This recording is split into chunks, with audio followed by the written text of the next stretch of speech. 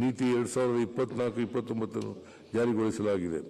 ಪ್ರವಾಸೋದ್ಯಮ ಕ್ಷೇತ್ರವನ್ನು ಆಶಾದಾಯಕ ಮತ್ತು ಸುಸ್ಥಿರ ಅಭಿವೃದ್ಧಿ ಮೂಲಕ ಆದ್ಯತೆಯ ವಲಯವಾಗಿಸುವ ಉದ್ದೇಶ ಹೊಂದಿರುವ ಈ ನೀತಿಯಿಂದ ರಾಜ್ಯದಲ್ಲಿ 8,000 ಕೋಟಿ ರು ಹೂಡಿಕೆ ನಿರೀಕ್ಷೆ ಹಾಗೂ 1.5 ಲಕ್ಷ ಉದ್ಯೋಗ ಸೃಜನೆ ಗುರಿ ಹೊಂದಿದ್ದೇವೆ.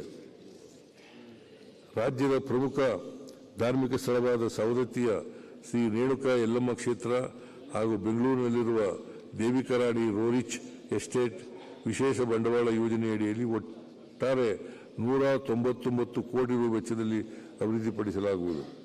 ರಾಜ್ಯದ 10 ಜಿಲ್ಲೆಗಳಲ್ಲಿನ ಪ್ರವಾಸಿ ತಾಣಗಳನ್ನು ಅಭಿವೃದ್ಧಿಪಡಿಸಲು 25-26ನೇ ಸಾಲಿನಲ್ಲಿ 50 ಕೋಟಿ ರು ಅನುದಾನವನ್ನು ಒದಗಿಸಲಾಗುವುದು. ದಕ್ಷಿಣ ಕನ್ನಡ, ಉಡುಪಿ ಮತ್ತು ಉತ್ತರ ಕನ್ನಡ ಜಿಲ್ಲೆಗಳಲ್ಲಿ ಕಡಲ ತೀರದ ಅಭಿವೃದ್ಧಿ ಹಾಗೂ ರಸ್ತೆ ಬದಿ ಸೌಲಭ್ಯಗಳನ್ನು ಉನ್ನತೀಕರಿಸುವ ಮೂಲಕ ಶೈಕ್ಷಣಿಕ, ಆರೋಗ್ಯ, ಸಾಹಸ, ಪರಿಸರ, ಜಲಸಾರಿಗೆ ಹಾಗೂ ಕಡಲ ತೀರದ ಪ್ರವಾಸೋದ್ಯಮಗಳಿಗೆ ಲಭ್ಯವಿರುವ ಅವಕಾಶಗಳನ್ನು ಉಪಯೋಗಿಸಿಕೊಳ್ಳಲಾಗುವುದು. ಯುನೆಸ್ಕೋ ಪಾರಂಪರಿಕ ಪ್ರವಾಸಿ ತಾಣಗಳ ಪಟ್ಟಿಗೆ ಸೇರ್ಪಡೆಗೊಂಡಿರುವ ಬೇಲೂರು, ಹಳೇಬೀಡು, ಸೋಮನಾಥಪುರ ಪ್ರವಾಸಿ ತಾಣಗಳಲ್ಲಿ ಮೂಲ ಸೌಲಭ್ಯಗಳನ್ನು ಅಭಿವೃದ್ಧಿಪಡಿಸಲಾಗುವುದು.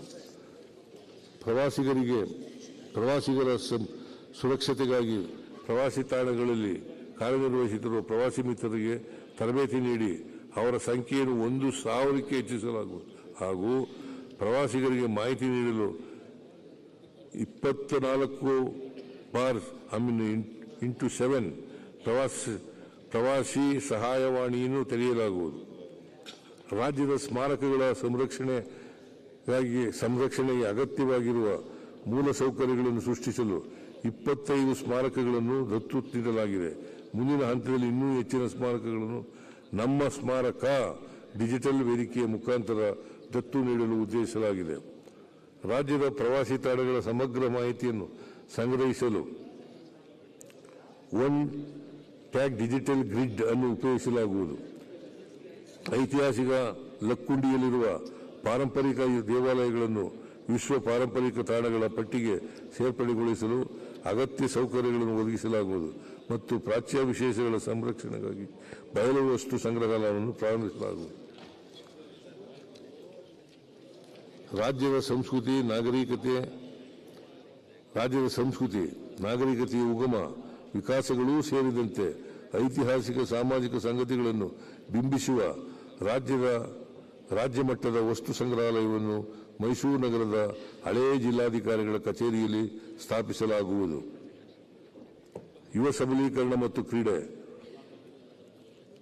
ಗುರಿ ಒಲಿಂಪಿಕ್ ಪದಕ ಯೋಜನೆಯಡಿ ರಾಜ್ಯದ ಅತ್ಯಂತ ಪ್ರತಿಭಾನ್ವಿತ 60 ಕ್ರೀಡಾಪಟುಗಳನ್ನು ಗುರುತಿಸಿ ಒಲಿಂಪಿಕ್ 228ಗೆ ತಯಾರಿ ಕೈಗೊಳ್ಳಲು ವಾರ್ಷಿಕ ತಲಾ 10 ಲಕ್ಷ ರುನಂತೆ ಪ್ರೋತ್ಸಾಹಧನವನ್ನು 3 ವರ್ಷ ನೀಡಲಾಗುವುದು. ಈ ವರ್ಷಕ್ಕೆ 6 ಕೋಟಿ ರು ಒದಗಿಸಲಾಗುವುದು.